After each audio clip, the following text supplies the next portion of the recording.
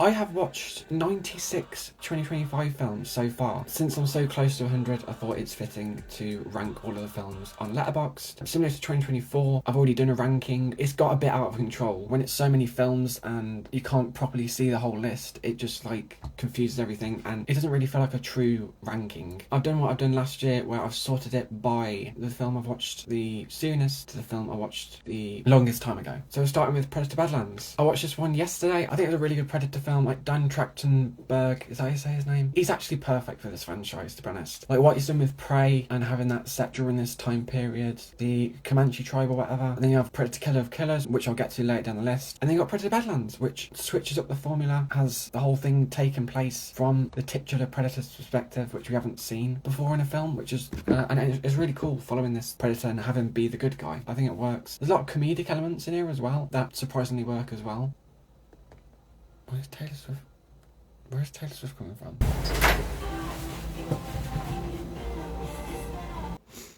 I don't even know what this is playing on, bro. What is that on?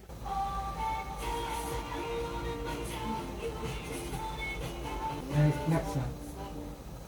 Oh. So I think a Swifties hacked into my brother's clock and just started playing Fate of Ophelia for some reason. That's a bit disturbing, but let's continue. It was just an accident. This one's a very, heavy film. It takes inspiration from the director's own personal experience, being captured by the regime and being tortured by them. And it's about this survivor of the regime who encounters someone who supposedly tortured him. But because he was blindfolded through all of this, he can only, determine whether it's him or not based on the sound of his prosthetic leg. It's such an interesting film because throughout the film you're wondering, is it the guy who tortured them? Have they just got themselves into a lot of trouble? And it's just a very intense film. This group of people keeps growing because there's more and more people in the area who were tortured by the regime and want this guy dead. It's such a thrilling film, you know. I wasn't expecting to be this engrossed in this film, to be honest. And that last shot of the film, it gave me goosebumps. In the final shot, you feel what the main character's feeling. It's a proper terrifying moment. And it works because of all the build-up that this film has. There's a bunch of long shot moments in here where you just focus on these actors' performances as well. It's amazing. It's a really good film. Sentimental value. This is another really great film. It's about this director who hasn't made a film in a while. He wants to get back on the wagon and he writes this script that is very personal to his daughter. But his daughter doesn't want to play the main character because they have a very rocky relationship, and then the director hires an American actress to replace her, and then it kind of goes on from there. It's kind of a slow burn film, but you really settle into these characters. And there's a house in this film. The house feels really integral to the plot. It's a lot of things take place around the house and the director wants to film in the house. And it's also just a really interesting film about the industry as well, and about directors who may be seen as past their prime, and also just aging, it's about family and how relationships can be broken apart but also repaired. Yeah, it's just a beautiful film. I like it. Train Dreams. This one was really depressing. It's like this guy in the early 1900s, I think, who's a woodcutter. Is that the right word? Lumberjack?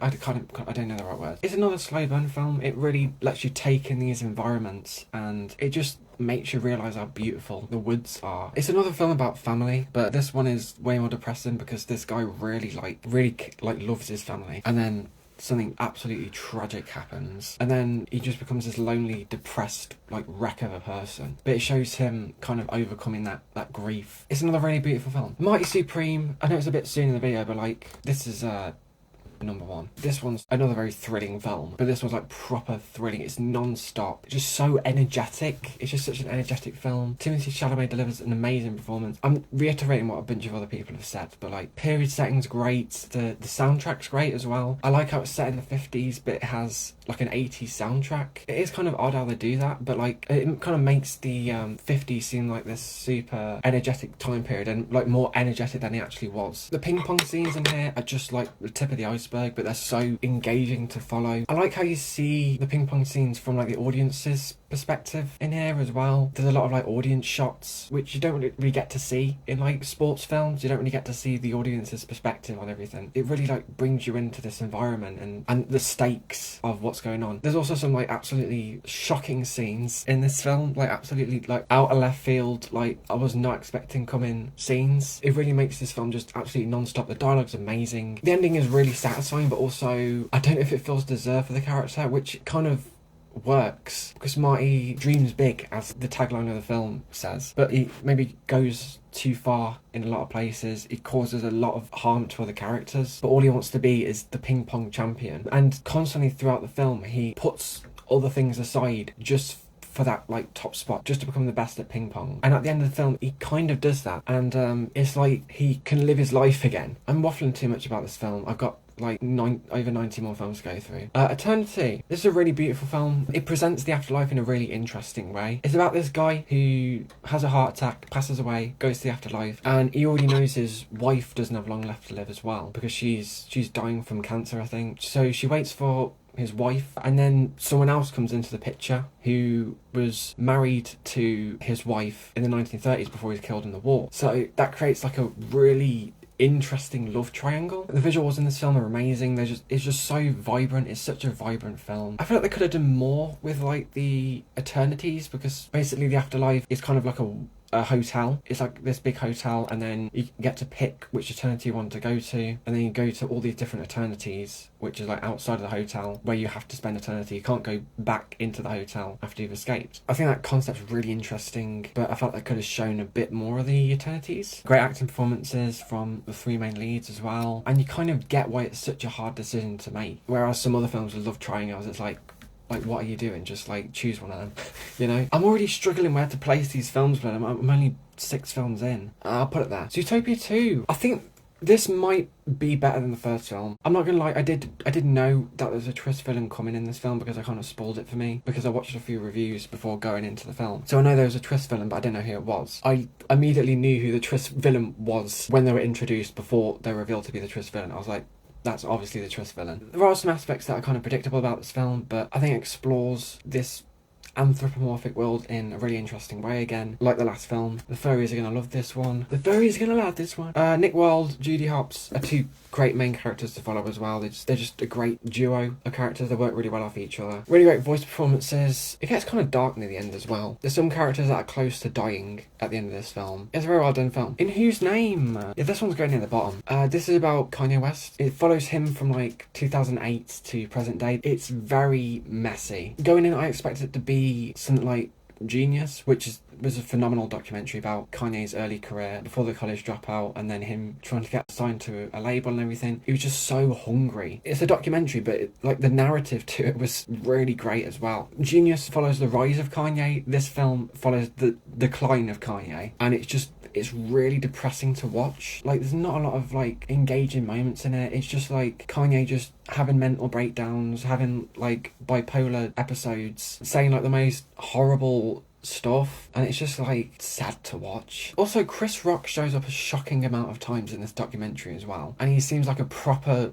enabler of what Kanye's doing, which is not good at all. He might have deserved to get slapped by Will Smith, I'm not gonna lie. Yeah, to be honest, I'm trying to think of like standout moments, but like I can't really think of any like standout moments in this documentary. Obviously, I remember the moments where Kanye's screaming at people and saying the most horrible stuff, but like I can't think of like more like intimate moments, more interesting moments. Like, yeah, the documentary basically starts with him wearing the MAGA hat and saying stuff about Trump and that, and supporting Trump and meeting Trump. It's not nice to watch, to be honest. The Running Man. This movie was really fun up until like the 3rd act, and then it kind of falls apart. It's also an Edgar Wright film, and it lacks a shocking amount of Edgar Wright style. It's actually upsetting how Edgar Wrightless it is, you know? Like Shaun of the Dead, Hot Fuzz, Baby Driver, those are 3 of my favourite films of all time, with some of the like greatest direction, like amazing editing, but this film is just lacking all of that. It has a really fun concept. It does make me want to check out the Arnold Schwarzenegger original, but the 3rd act was not good at all. Like it just really falls apart. Wake Up Dead Man. This is the 3rd Knives Out film. I rewatched the previous 2 before this, and in comparison, it's probably my 2nd favourite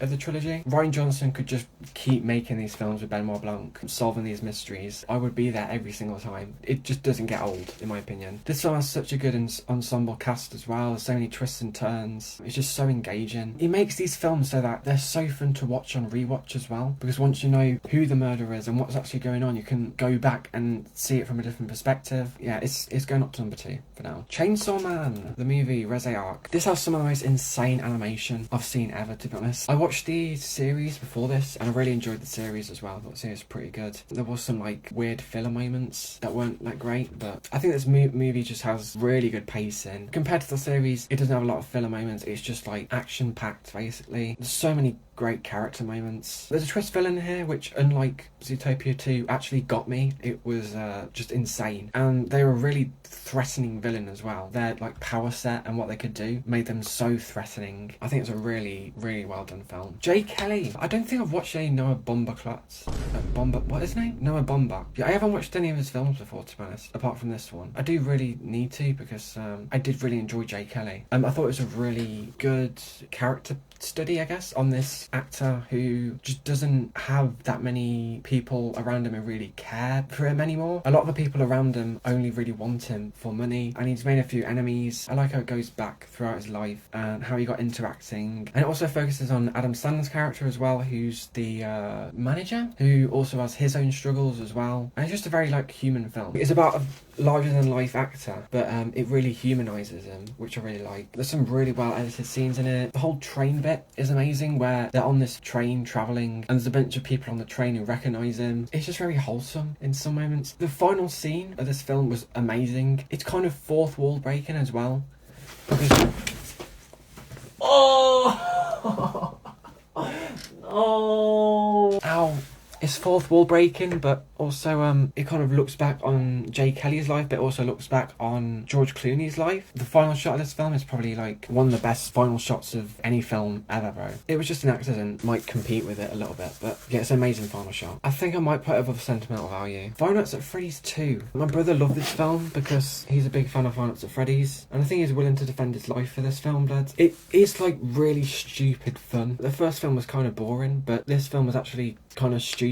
The writing was just not good. The reveals in this film were just so cheaply done. There's just so many forced lines of dialogue and forced moments in this film. The animatronics look really good. I will give it that. Like, the animatronics look amazing. I just felt like they could have done better. You know, I felt like they could have made it more accessible to like people who weren't that into the game as well. There's this girl that possesses certain people, and it's just not explained enough. It's really not. It's just like a lot of build up and barely any payoff. It ends on a cliffhanger, which kind of pissed me off.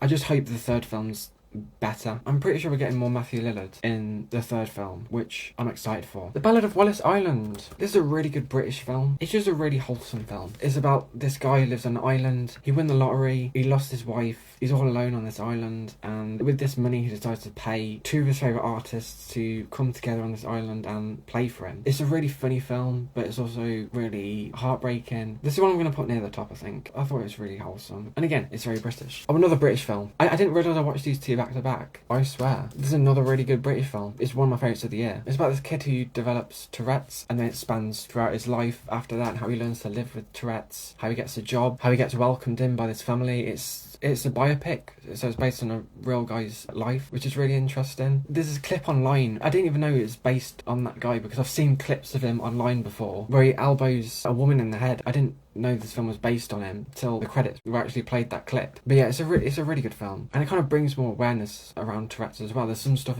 about Tourette's that I didn't even know before going into this film, and it's a very interesting film. But also this main character is a great main character to follow. There's so many really fun side characters as well, and again, it's just another very wholesome film about like overcoming your weaknesses and learning from your weaknesses and growing from your weaknesses. But it's just a really well done film, and it's also really funny as well. Begonia. This is another great film. I don't have to put this over, it was just an accident, because to be honest, these two have similar plot lines. This one's more grounded, but then this one's more like out there. Yeah, I think I'll put Begonia below. I just think it was just an accident. It's more chilling because it's just more real, but Begonia is still really good. It's about these two people who kidnap this woman and suspect her of being an alien. It's another one of those slow burns where a lot of the film is just her trying to convince these other people that she's not an alien, and then just going back and forth. There's some absolutely out of left field moments that just left me like with my jaw on the floor, and then that ending is just like insane. It's a Yorgos Lanthimos film. Like, he's just known for making these insanely weird films, but his style and his stories, they're so good. No Other Choice. It's about this guy who gets fired from his job, and him basically trying to get that job back, and his like determination to keep what he's earned. Yeah, it's another really good film. This is my first Park Chan-wook film. I think it's Park Chan-wook. I think he did Old Boy. Yeah, he did Old Boy. Did a few other films. I haven't seen Old Boy. I need to see Old Boy. But this is another really engaging film. It's also really cartoonish as well, which is kind of fun. There's like some proper slapstick moments in this film. There's a scene where someone like farts and it plays like the stock fart sound effect that you can find on YouTube. But also it just has such a like gripping story. You're really rooting for this main character, and you really feel the weight of him doing what he has to do, like killing these people to try and get his job back. I think it's one that I need to rewatch to appreciate more. I don't think I clicked with it with my first viewing. I think it is one that will really like grow on me on like repeat watches. I'll put it here for now. Wicked for Good. Yeah, this one was it's alright. A lot of people have said that the second half of the Wicked play isn't as good as the first half, and I do really agree. I just think the second half is just so much messier, and the way they try and connect it into the Wizard of Oz is just so like forced, and some parts of it don't even make sense if you like take what happens in the Wizard of Oz and then take what happens in Wicked for Good. I felt like they just should have kept the Wicked universe and the Wizard of Oz universe in like two separate universes, but they don't have to be connected. You know, I know it's a prequel to The Wizard of Oz, but like it doesn't really work. There are some decent songs in here. Musical sequences just aren't as lively in this film as they were in the first film as well. Like there's just so much more static. No one's moving. A lot of the camera spinning around whilst characters sing. It does get very repetitive after a while. Roofman. This is one that like I found to be really good. I didn't expect it to be as good as it was, really. Judging by the poster, it looks like a really like goofy comedy, but there's so much more to this film, you know. It just feels like such a comfort watch. It is about this guy who is running from the law and he hides in a Toys R Us. There's something very nostalgic about it because Toys R Us is like big Toys R Us don't exist anymore. But also this guy has a family that he has to leave behind basically. And then there's a new love interest that comes into the picture, which is really interesting. And there's just so much stuff that you can do with someone hiding out in a Toys R Us. Like it's really fun. He's stealing all the chocolate. He uses like toys and pillows and that to make like a makeshift bunker in the Toys R Us to hide out. It's so fun. Good Fortune. This one's about a guy who is really struggling to like live, to get by.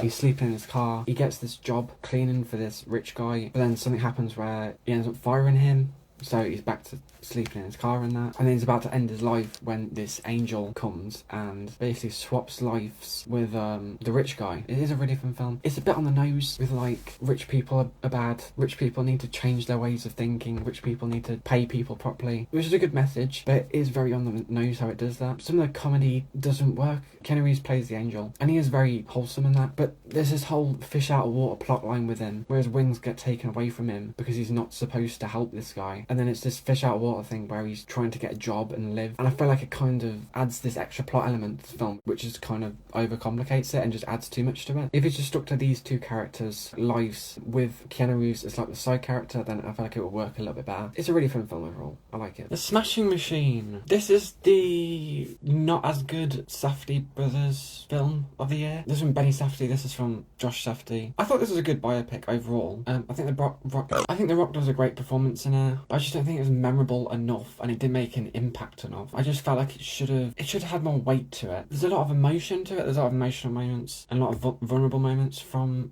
this main character. It's just like I just didn't feel enough whilst watching this, I don't think. One battle after another. This is another peak film. There's some people who put this at number one. I'll put it there. This film just has amazing performances. Some like insane moments. There's a scene that a lot of people have talked about with the winding roads. There's this car chase scene on these winding roads and it's just terrifying because the car's going up and down and the other person can't see obviously over the winding road. So it's such a well done sequence. And there's just so many well done sequences in there. I think this is another one that I think will get better on rewatch. Being Eddie. I watched this because I like Eddie Murphy. I like his films. He's made some good comedy films. But this film kind of focuses way more on the stand-up side of things than the film material, which is kind of not what I wanted, really. I do think his whole stand-up thing is interesting and the impact he made as like one of the first like black stand-up comedians and how he was inspired by Richard Pryor, and I feel like it should have gone way more into his films, like really, because his filmography is way more interesting. Like the way he just had hit after hit after hit in the 80s and then the 90s hit and it's like he was in bomb after bomb after bomb. Like he did some good films in the 90s, but like it was in some pretty bad films. I wanted the film to go more into like his reaction to those films a bit more and more the behind the scenes. It's an interesting documentary overall, but I'll put it there. Frankenstein. There's another great film from Guillermo del Toro. Like he's been on a really good winning streak recently. I thought Pinocchio was great and then he follows it up with this amazing gothic grand adaptation of Frankenstein, which just adapts the story so well, does the story just so much justice. Yeah, it's just so great. The sets are just phenomenal in this film. I think his approach to filmmaking is that he wants to make as much stuff practical as possible, which I really appreciate. So like everything just feels so real in this film. You really feel for the monster. Frankenstein isn't as unlikable as he was in the book, which I kind of appreciate a little bit more, because in the book you like despise Frankenstein and he's basically the main character and he basically narrates the whole book. With this film you get a bit of the monster's perspective, you get a bit of Frankenstein's perspective. I kind of like that. Yeah, it's a great film. Freakier Friday. This is an alright sequel. I didn't think it was horrible. I do think it's really confusing, because there's 4 characters that get swapped in this one. In the first film, it's just obviously Jamie Lee Curtis and Lindsay Lohan's characters getting swapped. But in this film, Lindsay Lohan has a daughter, and then her daughter has like this random ass British friend, and then they all get swapped, and it gets really confusing, like trying to remember who's who. I think it's a nice legacy sequel. It's nice seeing everyone return. I don't think the humour's as good. I don't think the editing's as good as that first film, but it's alright. The Conjuring Last Rites. This is probably an unpopular opinion, but I really like this film. It kind of brings back that James Wan goofiness that I really liked about the first 2 Conjuring films. Because those first 2 films, they were really scary, but they also has some really goofy moments where people were just like flying around the room. This film kind of cranks it up to the max in some sequences. I think the pacing is really bad in some moments. Like there's a moment where this girl just starts throwing up glass and that, and it's like this horrific moment, and then you cut away from that sequence for like, I don't know, like 10-20 minutes, and it just cuts to the Warrens and their family like playing ping pong. It's kind of funny, like the tonal whiplash of that bit of the film. But I like the mirror in this film. I feel like the lore around it is really interesting. Yeah, I just really enjoyed it, to be honest. I am a defender of this film, guys. The Long Walk. This one's like a devastating watch. Like there's some great moments of dialogue in this film. There's some great conversations, but you know everyone but one of these characters is going to die, and you just wait for the moment that they pass away or something. So it's just a really dreadful watch in a really good way. Like the writing's great, the acting's amazing. David Johnson deserves an Oscar nomination for this film. I think the ending's like really impactful as well. The ending really works. I think some people didn't like the ending, but I think it really worked for the tone of the film. I don't really want to watch it again because it is a hard watch, but it is a great film. The Roses. I think it's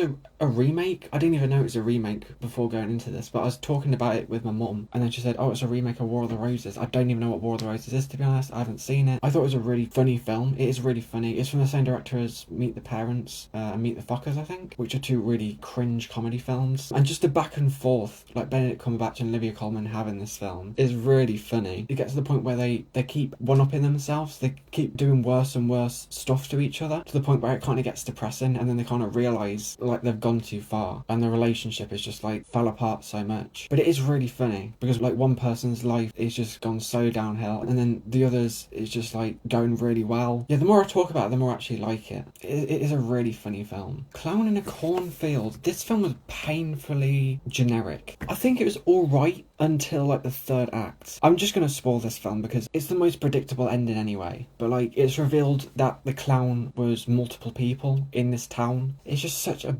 boring reveal. It's been done so many times before. I just felt like I could have done so much more with it, with the concept, really. This family moves to a new town, and then she makes friends, and then there's this clown terrorising them. I don't know, they could have done something more interesting, but it's just so forgettable. Him. This was one that a lot of people hated. I think it's because a lot of people had really high expectations for it because Jordan Peele was attached to it. I think it's a really well shot film. There's some amazing imagery in this film. I think Marlon Wayans does a great performance in this film. Yeah, he's a footballer who's retired, I think, and then he brought this footballer who had a head injury to his house or whatever. Things start getting weird, which is such an overdone concept. It's such an overdone thing now. It's happened in so many films, but I think it takes it in an interesting enough direction to where it doesn't feel overly repetitive, but it could have done way more. It just didn't land as well as I thought it should, and the concept isn't anything new. I'll put it above B&A because I really like the visuals. Caught Stealing. There's another really good film. This is insane that this is the same director as Black Swan and also the same director as The Whale. Like, all 3 of those films that I've seen from him, they are such a different style. Black Swan is like a psychological psychological thriller with all these like crazy metaphorical visuals. The Whale is just like this very depressing artsy film that's shot in this like one area, and then you got Caught Stealing, which is like this very like gritty, grounded film that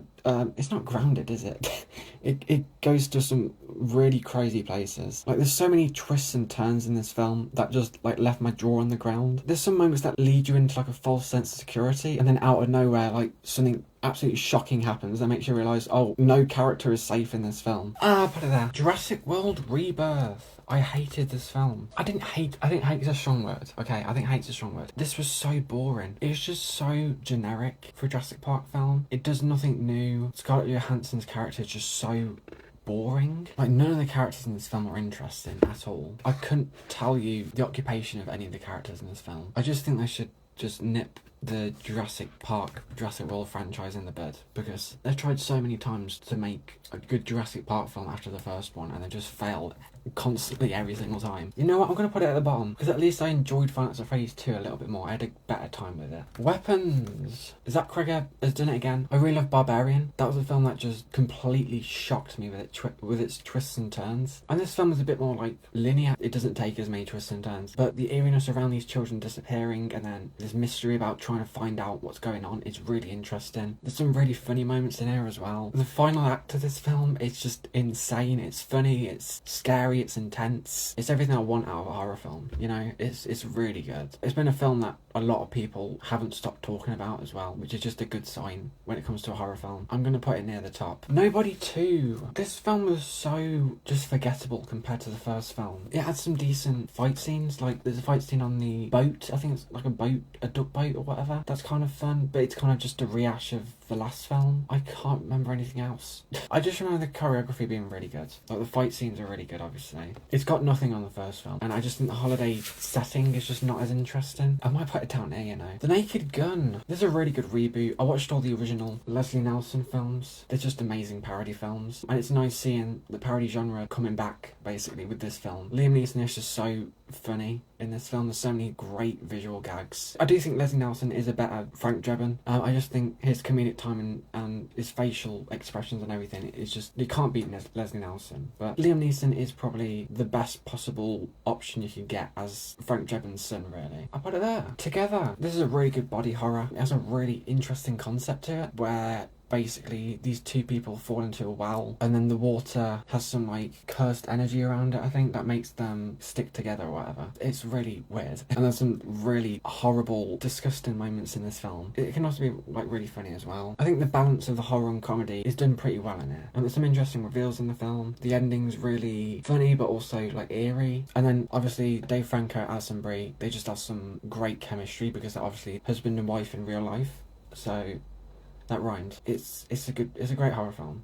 I really liked it. Stans. Stan has literally become a word in the dictionary now, I think. It obviously means like an overly obsessed fan, and this film basically follows Eminem's overly obsessed fans. They kind of tell Eminem's story for him. They kind of talk about Eminem and his rise in that and how it inspired them and that. And you got actual Eminem in the documentary talking about stuff as well. It is a very interesting way to approach a documentary where, again, most of it's told through the subject of the documentary's fans. And it's really interesting seeing how obsessed you can be. There's some genuinely like psychotic people who were interviewed in this documentary. There's some people who like took like I think they said like 3 months off school or something when Eminem's friend died or something. That's insane obsessiveness with someone to do something like that. I will put it there. F1. I don't think I like this one as much as other people. I enjoyed this director's last film, which is Top Gun Maverick. I mean, it just had this very cheesy 80s quality to it. Obviously inspired by the first Top Gun, I think, which I haven't seen, which I really do need to see. This film has that same like cheesiness. I remember the driving scenes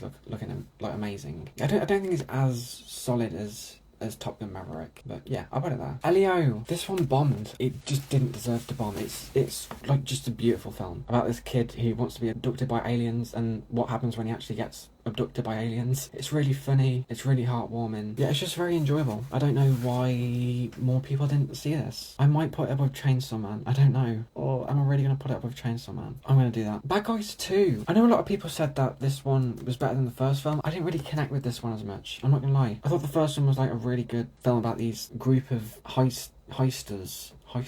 Anyway, I think the humour works way more in this film. There's a lot of really funny moments. The comedic timing's way better. But I'm not the biggest fan of the story in this one compared to the first film. I'll put it there. Eddington. Ari Aster just knows how to make a film that just has your heart just beating out your chest the whole film. With, like, Hereditary, like, the feeling of dread is kind of there from the start. But with something like this film, it kind of takes a while to, like, build up, and then it kind of catches you off guard. This film just really makes you realise how horrible 2020 was. I felt nostalgic about 2020 before, but this film really makes you realise like what was going on during this time and all like the horrible, disgusting stuff that was happening. And this film just has great performances, and again just some shocking twists and turns. Neza 2. I think it's a great film. This is the highest grossing film ever.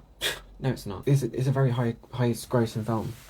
But I watched the first film, obviously first, and I didn't expect it to be as good as it was. And then this film just kind of ups everything. The animation looks a lot better. The character development is a lot better. There's some like truly shocking moments where a lot of people die. Like, there's mass murder in this film. I think the humour is a kind of weak point for this film because there is some like pee jokes, there is fart jokes and that. And I could do with a little less of those, but this was really good. Back in Action.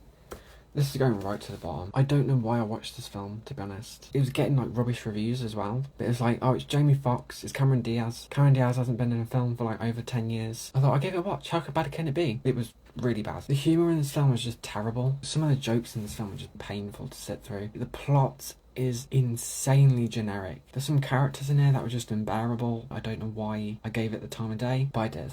So, yeah, there it is. Sorry Baby. This is a really interesting film. It's about this woman who goes through like a really traumatic event, and basically it just explores the aftermath of that event. But it explores it in a really like weirdly uplifting way and kind of comedic way, which I kind of liked. It just shows this woman trying to overcome that trauma and really become a better person from it. And it's just a very beautiful film. It's probably around there for me. 28 years later. Yeah, this is Danny Boyle's return to the 28 blank later franchise, I guess. I think 28 Weeks Later was alright, but it's just like really generic. But 28 Days Later is one of the best zombie films ever. The zombies are just so scary in the film, and the characters you follow are so well done. And this film takes like a different approach. 28 Days Later was a very intense film, and it was mainly focused on the zombies. But then this film has the zombies as kind of more of a backdrop. They're still a threat, but they're kind of a backdrop as this really emotional family story is going on, which is done very well. Some great performances, a really great child performance as well, Alfie Williams. I do like how focused on the humans it is. And yeah, it's another one of those really British films, which I appreciate British cinema, you know.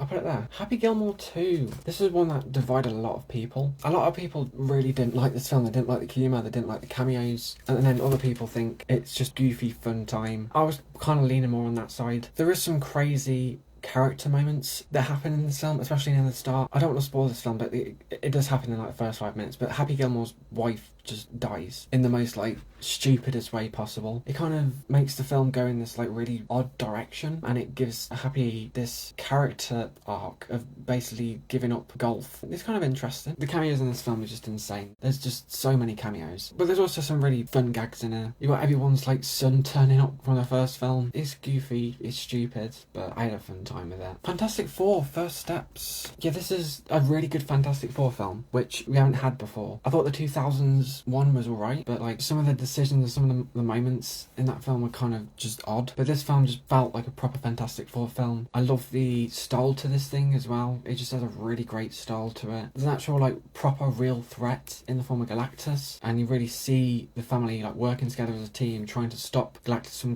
coming to Earth and destroying Earth. It's actually like a looming threat. Like there's this looming feeling of dread as Galactus is basically getting closer and closer. I think maybe the third act was a bit rushed when Galactus actually comes to Earth. I don't think they could have done more with that, but yeah, I think it's a really good Marvel film. I feel like Marvel is really back on track after like miss after miss that they've had in recent years. Let's put it there. Materialists. This was a forgettable one for me. I remember enjoying it whilst I was watching it. I think this one has a love triangle in it, doesn't it? Torn between the perfect match and imperfect ex. Yeah, I think there's good performances in this film overall. Obviously got Pedro Pascal, Chris Evans, and then obviously Dakota Johnson playing the main. I think she plays like a matchmaker, matching people with their perfect partner. I think that aspect of it's kind of interesting. I don't remember them doing enough with that, really. It's not that memorable, I'm not gonna lie. Lilo and Stitch. Yeah, this one's just, it's a remake of the original. The live action Disney remakes are just like worse versions of the originals every single time from all the ones that I've seen. And this is no exception. Like, they change so many aspects of the story just unnecessarily and just make those aspects of the story worse in every way. Like, what's the point? Those moments that are recreated from the original still do work because obviously it's recreated from the original, but in live action. Stitch is still really cute. Lilo's still really cute. There's still some really cute moments between both of them. Why would you watch this film over the original? Like, there's no point. Yeah, it didn't deserve to make over $1 billion. I'm telling you now! Yeah, I'll put it there for now. Straw. This is one that kind of went under the radar, I feel like. It's directed by Tyler Perry, isn't it? I mean, it's a really hard film to watch, but I feel like it's really well acted out. Yeah, it's just this really horrible film about this woman who's just had an absolutely like terrible day. Every single thing just goes wrong in her life on this day, and then it just leads to her just snapping, and it's just about like the ramifications of that. And the lead in this film is just amazing. Taraji P. Henson. You just feel how downtrodden she is in this film, really. And the film does actually have a good ending as well, which I wasn't expecting. It ends on a pretty good note. If it was real life, I doubt it would end in that way. I would place it here. How to Train Your Dragon live action. This is one of the better live action remakes. Again, there's no reason to watch this over the original. It adds some moments to the original film that are just not really needed. A lot of the scenes in this film are just scenes from the original copied in live action, and they just look worse. The line delivery is worse, but it is the same story, and the original story is really good. It's just annoying that these make so much money because they're just never going to stop making these, are they? And I feel like that all the time and the money and the effort that is put into these like regurgitated versions of these films could be put into like a brand new film, like a brand new interesting story, but that's just not happening because again these films just make so much money. But that being said, it's not horrible. Megan 2.0. Yeah, this is a letdown for a lot of people. I didn't mind it. I think it's because going into it I knew it's going to be like an action thriller. The original film was like straight up horror. It's like a really campy comedy horror. I really enjoyed it. James Wan was involved with that film as well, and you could tell. James Wan is involved with this one as well, but I just don't think the humour's as good in this film. It kind of feels more forced. But I didn't mind the action direction this film took. The plot's not anything special, but I had fun while I was watching it. Even Jason Blum, who's produced this film and that, he even admitted that they went in the wrong direction with this film. So clearly they did something wrong. And this film like really bombed as well. I'll put it there for now. Superman. This is probably like the biggest film of the year. Yeah, this is just a great start to the DCU. James Gunn just knows what he's doing. I feel like I can trust him with everything, really. It presents Superman in this new way that we haven't seen him in before in a movie, which I appreciate. David Cornsweet just delivers a really good Superman performance. I don't think it's as good as Christopher Reeve. Like, you can't beat Christopher Reeve, in my opinion, as Superman. But he is kind of close. There's just some great James Gunn isms in here, some great James Gunn musical moments. It's just a really good comic book film overall. And I'm just really excited to see how the DCU continues this year. I'll put it there for now. The Accountant 2. I don't remember a thing that happened in this film. I know it involved Ben Affleck playing an autistic guy. I don't remember being offended by it, but like it's just, I think it's just a nothing film, isn't it? Final Destination Bloodlines. This is the best film in the franchise in my opinion. It really introduces like really interesting concepts. The death as the villain, introduces new concepts about how it's passed down from generation to generation, and how death is really coming for all of this family in this film, which is really interesting. There's so many insane death scenes in this film. There's so many fun ways how they try to outsmart death. Yeah, I just think the characters are strongest in this film. I just think the story's the strongest out of the whole franchise. So I had a lot of fun with this one. Yes. Bring Her Back. This film was just like horrific. There's amazing performance of Sally Hawkins in this film. It also explores like loss and grieving and wanting someone back like so bad. Danny Michael Philippou just know how to make just a really solid horror film. Like a really good emotional core to it as well. It is one of the best of the year. It's just a film that the more I think about, the more I just appreciate it. Phoenician Scheme. This is an alright Wes Anderson film. I think it's not as memorable as some of his more recent films. I think even Asteroid City, I like the like alien aspect of that, and all the framing with this like play. I found that all interesting. With this film, it's kind of like it goes more places, but it's not as interesting in my opinion. But I do remember it being pretty solid from start to finish, so I'll put it around here. K-pop Demon Hunters. I'm going to come out and say I watched this like the day after it came out, I was ahead of the curve on this one, but I had it in my watch list like months before it came out as well. I'm pretty sure it took off like a few weeks after it came out, but I was one of the first to see it, you know? Remember that. Yeah, this film was like a global phenomenon. It's become gigantic now. All the songs have blown up. They all hit the charts. This film became so big that Netflix actually put the film into cinemas as like a sing-along version. I did really enjoy this film. The animation is amazing, as to expect from Sony Animation now, because Sony Animation are like really going in when it comes to that Spider-Verse animation style, I guess. This isn't like totally Spider-Verse animation style, but I think it is like animated on twos for a lot of it. A lot of the fight scenes are very like fluid and not a lot of cuts. It's a really good story as well. K-pop Demon Hunter sounds like such a crazy title for a film. That's why I added it to my watch list, because I was like, what is this film? Yeah, the way it explores like music and how these three are in charge of killing these demons, it's really interesting. And also explores like the K-pop fandom as well, and the pressure that K-pop stars and like artists in general have. And it's just also really funny. There's some over-exaggerated animation bits in there which are like inspired by anime. I like the rivalry between Huntrix and Saja Boys. Great songs as well. Some are kind of annoying, but they're kind of meant to be annoying. I will put it here. Friendship. This is one that really surprised me. It has this humour to it that I haven't really seen in a film before. I'm not familiar with Tim Robinson. I do really need to see his show, because I think his show has a lot of this type of humour as well. It's about these two people who start hanging out, and then one of them does something that makes the other one just not want to be friends with them anymore, and then the other guy kind of basically goes insane. The more I think about this film, like the funnier it gets. There's a whole subplot about this main character losing his wife in the sewers, which doesn't seem that funny, but like the way it happens and why he goes down the sewers in the first place is just like it's really great. It's one I like really want to rewatch as well. It's really funny. The Amateur. This is a pretty generic action film. It's pretty fun, but it's nothing special really. You got Rami Malek playing this autistic guy whose wife gets killed, and then he wants to get revenge basically. He's basically this computer nerd, but he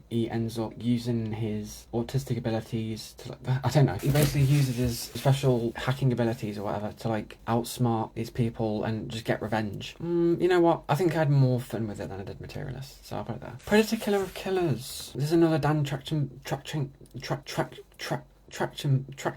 Yeah, this is the animated Predator film from him that presents everything in this anthology thing. It's 3 stories from 3 different time periods, and then they all clash together in this final act. I'm not gonna lie, I don't know if all these stories needed to clash together at the end, but I think the lore that it builds around these predators is really interesting, and the animation's great. There's some like amazing fight scenes. I do think the third story out of these 3 is kind of goofy, and the character you follow in that one's not great, but the first 2 stories were like amazing, and then how it links all together at the end is alright, but again, I don't know if it was needed. It seems like that final act is setting up for something bigger to come in like future films, which is interesting, so let's put it there. Ballerina. My dad absolutely loved this film. I think this is probably his favourite film of the year. I think it's the weakest in the John Wick films, but it is really fun. There's some great action scenes in this one, as to be expected from the John Wick franchise, but there's so many great slapstick comedic fight scenes as well, which the John Wick franchise is known for. Like the 3 and 4 are known for those like goofy fight scenes that just keep going and going and going. Ana de Armas is really good in the lead. I do think John Wick showing up at the end was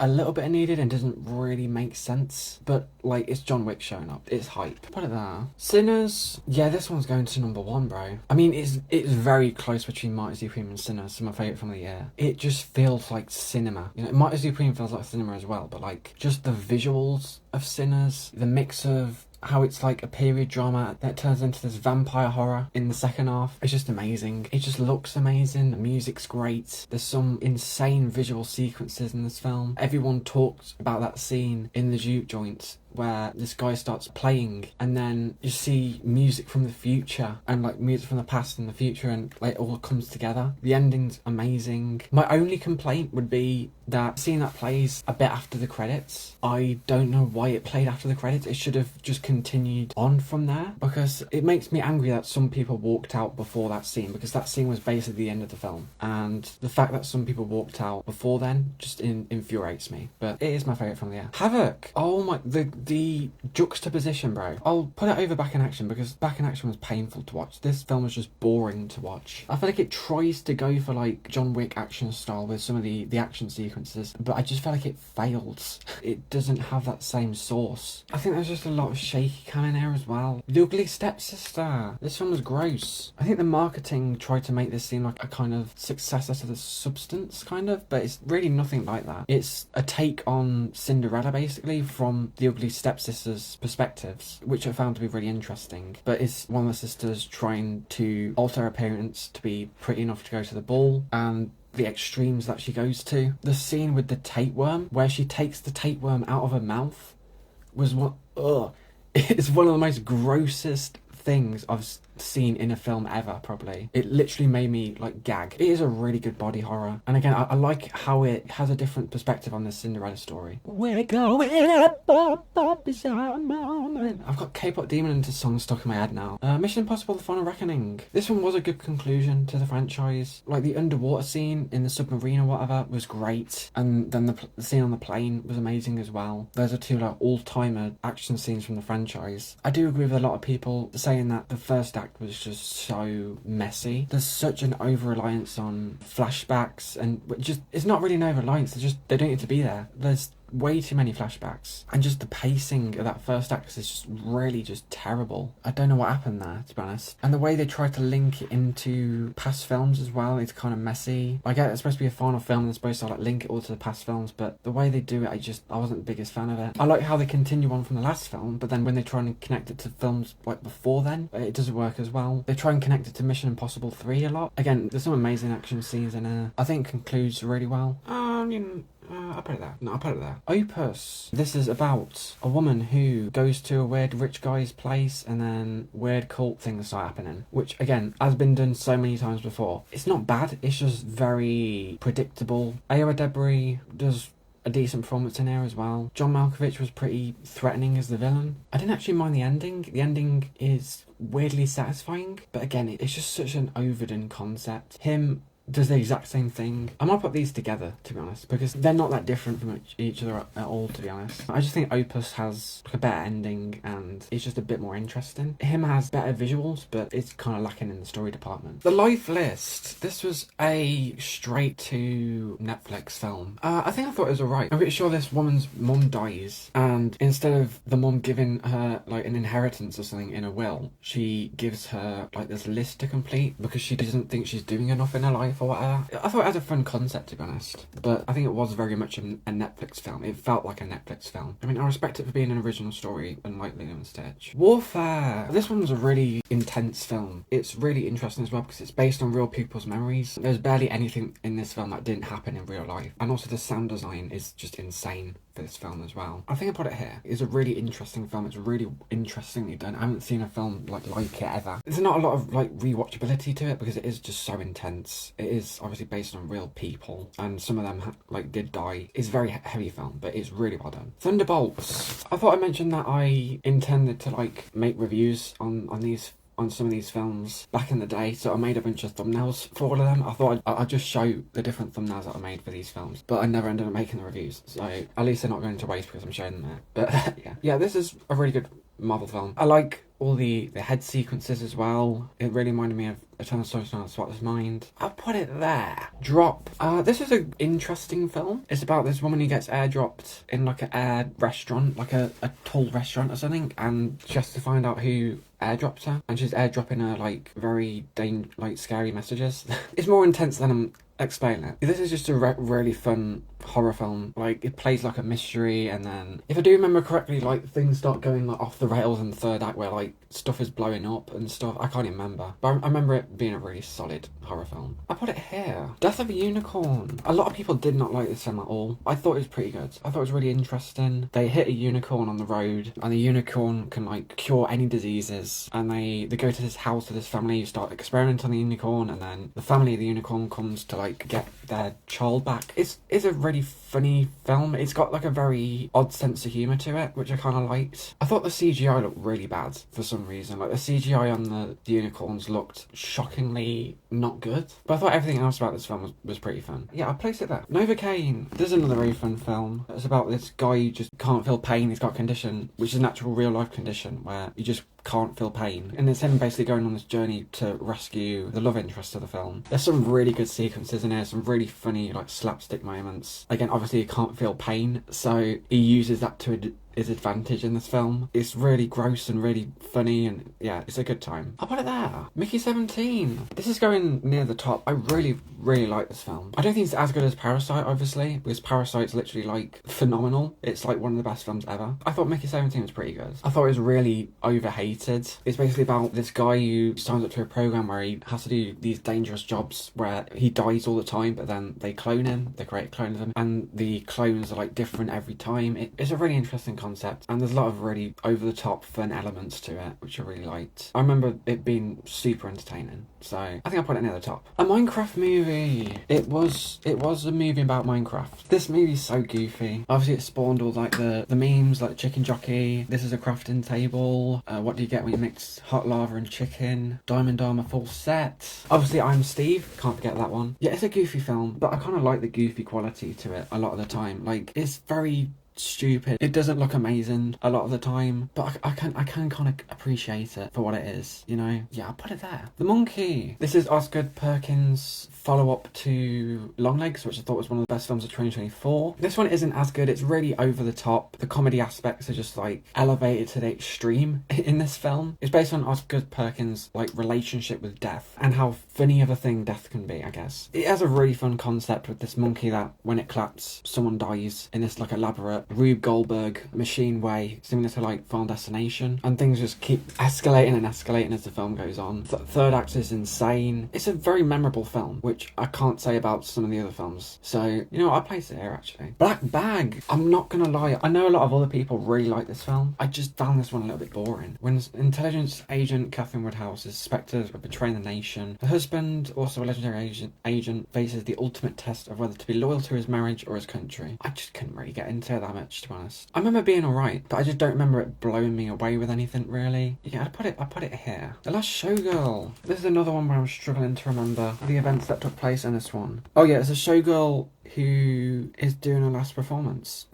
I mean, that's in the title, isn't it? I remember the lead performance being good from Pamela Anderson. I'm gonna have to look back at one of my at my review for this film, because I genuinely can't remember. It could have benefited from being a bit longer, dropped you into this situation, hard to connect to them. Oh, why are so many shots blurred on the left and right of the screen? It looked like I didn't like the look of this film, then, I guess. I put it there. Bridget Jones, Mad About the Boy. This was one that I shockingly overrated. I rated this 4 stars. I thought it was a good film. It's the best Bridget Jones film by far, in my opinion. Like, I think it deals with grief and everything in a really interesting way, but at the end of the day, it's a film for, like, middle-aged white women. It does have some really nice moments to it, and some really emotionally heavy moments to it, because Bridget loses her husband, and there's a lot of interesting moments with that, but I don't know why I rated this so high. I might just bump down the score now while I'm at it, but let me just bump it down to 3.5. I'll put it around this area. How I Won the UK Election. This is Nico Amalana's film. It's not really a film, it's like a YouTube video, basically, but I'm counting it. It is presented like a documentary. It's just such a good video on how he basically runs for the UK Prime Minister, how he tries to win over this, like, small town to get to vote for him. It's just such an interesting documentary, just so memorable. I just really love Nico Amalana's humour. He just has this really funny sense of humour, and the whole thing's just really well edited, really well done. It's one of the best of the year. I'll put it here, you know. The Girl and the Needle. This film is really dark. Oh, The Girl with the Needle. Yeah, this is just about how bad life for women was in, like, the 19 whatever wherever this film is set, post World War One. The costumes are great, the visuals are great. I remember it being a very well done film, but again, it's one that's super dark, and I'm probably never gonna see it again. I would place it, yeah, The Gorge.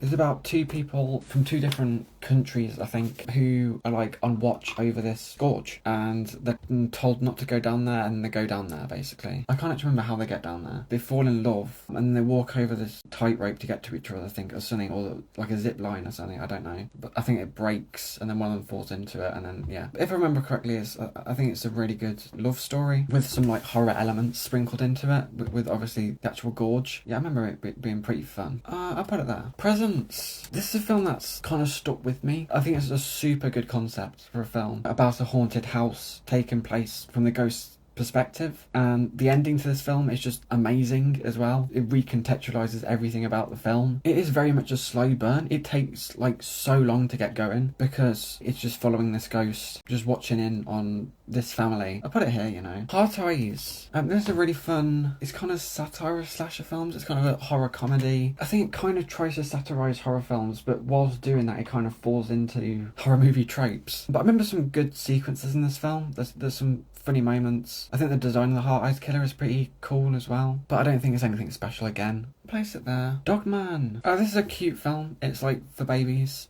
It's about a man who gets his head chopped off, which doesn't seem like a film for little kids, to be honest. And then they replace his head with the dog, and then he becomes Dogman or whatever. Yeah, I think the animation in this thing looks amazing, but I don't remember the story having much substance to it. It just feels like it's targeted towards like a very young age demographic. Like, it's not really my thing. I felt kind of weird watching it, to be honest. I'll put it around here. The Brutalist. Oh, this is a really good film. This is one that was nominated for Oscars last year as well. Yeah, just really well acted. Just a really interesting film. It's very long. It's over 3 hours, but I think it earns that length. Yeah, I think it's about an architect who is given the opportunity to rebuild his legacy. Took me a while to get into the first half, and I lost interest a few times in the second half. Yeah, the story is so strong. Love the architect side of things. Yeah, I remember liking it a lot. Yeah, I placed it there for now. September 5th. Or September 5, more like. This is about terrorists at the Olympics from the news perspective of things. It's not that interesting because, again, a lot of it takes place in like the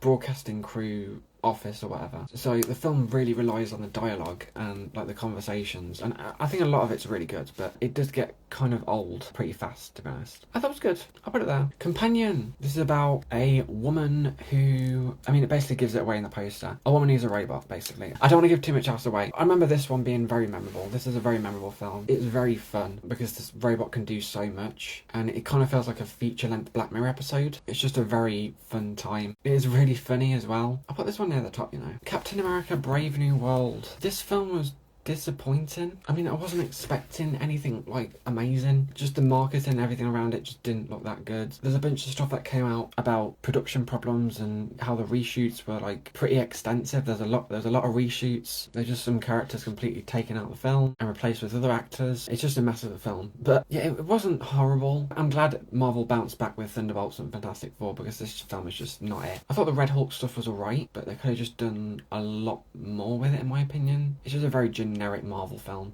I'll put it down here. Nickel Boys. This is another Oscar film. I think this is nominated for Best Picture. This is a very interesting shot film. The whole film is like from the POV of this character during like a very racist time in American history. I think it's another slow burn of a film, but it's just so beautiful. It can be really beautiful, it can be really tragic, but I just remember it being a really just well done film. And it's just another film that just has these moments that just stick out, and I just remember, which is a sign that it's a good film in my opinion. I feel bad placing it under K-pop Demon Hunters, I'm not gonna lie. I think I'd put it there though. Hard Truths. I'm not joking, this film made me feel so depressed after watching it. It's about a woman who has depression after losing her mum, I think, and it's just so sad. It's such a sad film, but it's just this woman like lashing out. It is like darkly comedic because it is really funny when she lashes out. She says all these like funny things. There's so many great moments in this film. The acting's amazing. I just love the little like intimate moments in this film between characters. Again, it's one that's like stuck with me all year. It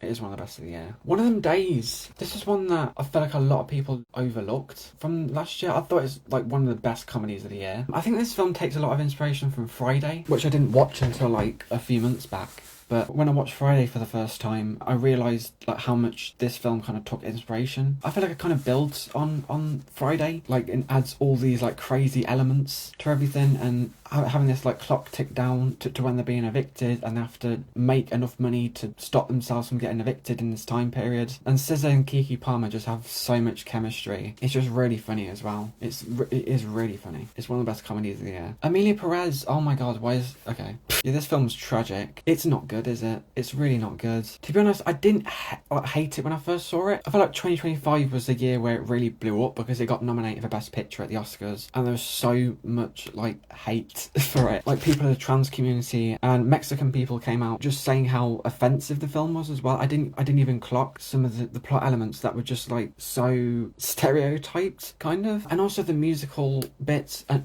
like the first time I saw the musical bits, I was really confused by them. But the more I see people like talk about these musical bits and I see these clips over and over again, I just realised how awful they are. It's like talk singing and just it's just an odd film. I think it takes more risks than Jurassic World Rebirth, so I'll place it above Jurassic World Rebirth. Nosferatu. This film just has this like awful feeling of dread lingering over it, which Robert Eggers is really good at. Similar to Ari Aster. Like Ari Aster and Robert Eggers is just the king of having these horror films with just like this horrible feeling of dread. And this one is no different. It's just a really well done film. The setting's amazing. Nosferatu is just iconic now. Bill Skarsgård's performance as Nosferatu is just iconic, really. It is weird, like low voice, and there's just so many creepy elements in this film. Such good acting. Again, the sets are just amazing. It's very horny. I'll place it under weapons. Maria. This one's about a woman.